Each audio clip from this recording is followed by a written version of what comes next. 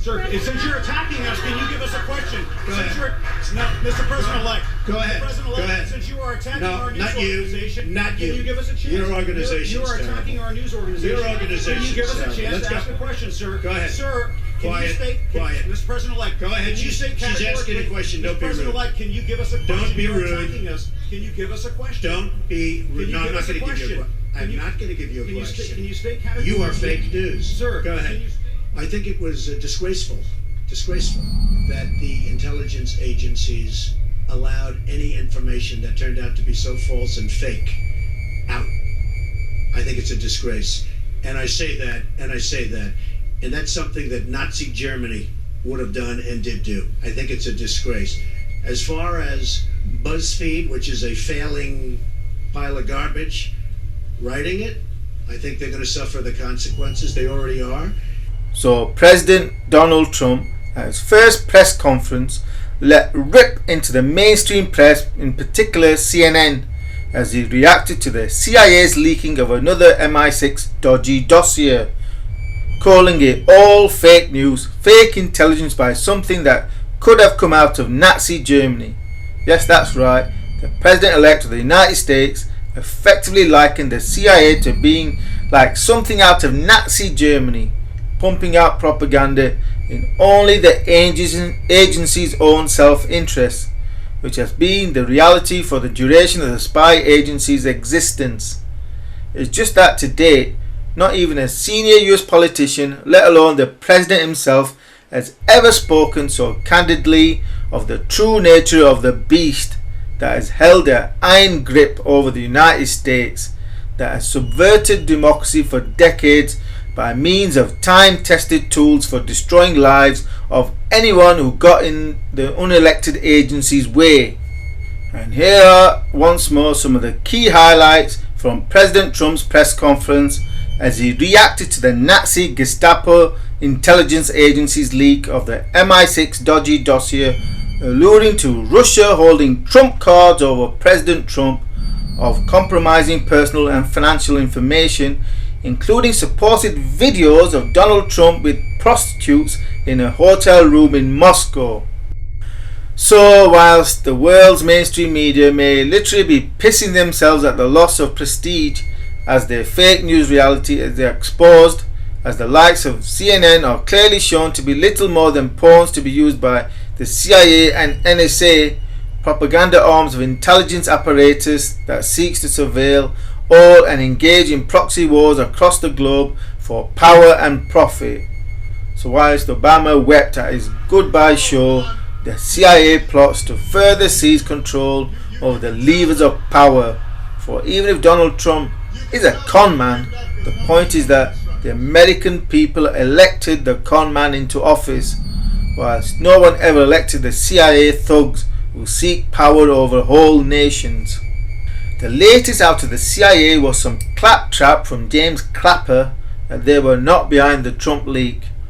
Well, if the CIA are masters at one thing, then it is plausible deniability. Basically, the CIA are experts at lying, so much so that it's near impossible to ever pin them down to a smoking gun, which is why the CIA contracts out much of its illegal intelligence gathering to the likes of MI6 and GCHQ, so that they can deny breaking US law, much as Clapper himself stated to Congress in March 2013 concerning the NSA spying on millions of American citizens, to which he stated, "No sir, not wittingly." This was just 3 months before NSA worldwide spying was exposed by Edward Snowden. Nevertheless, this week's leaked report had more holes in it than a mega slice of Swiss cheese, which shows how desperate the likes of the CIA are, which is why my recent article pointed out confirms that Trump has far more to worry about than fake intelligence. In fact, it is highly probable that given the CIA's propaganda war on Trump, that the intelligence agency has real plans to assassinate President Trump, the first such assassination of a sitting US president in 60 years since JFK was eliminated by an unelected dark government agency. And again, a reminder of exactly what the intelligence agency's crime syndicate tends to get up to, as back in 2013, Edward Snowden blew wide open the degree to which the NSA surveils everything and everyone. They tried to defend themselves by stating that they only collected metadata rather than content, which has remained the blanket propaganda response since the NSA's full spectrum surveillance programs such as PRISM were exposed. Firstly, they lied. It's obvious that NSA not only collected metadata but everything. Even back in 2013, for it was quite straightforward for US intelligence agencies to bypass any badly worded congressional limits to just collating metadata rather than content as well, which is through the use of a third party such as Britain's GCHQ, where just one of its surveillance programs was Tempora, which involved the UK directly tapping all communications across all of the 300 or so fibre optic cables that pass through the UK.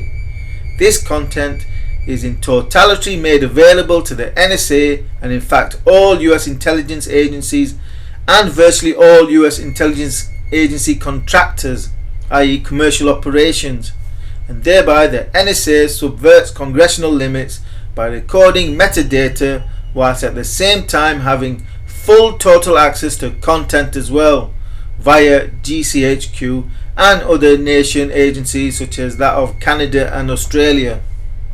Trump's US election win amounted to a pressing of the reset button on that which has passed for at least the past 40 years, which demanded a reappraisal of virtually everything to ascertain not just the impact of Trump but the trend reversal / rebellion underway amongst Western populations against the ruling elites that will impact on megatrend drivers of the financial market trends for many years if not decades to come.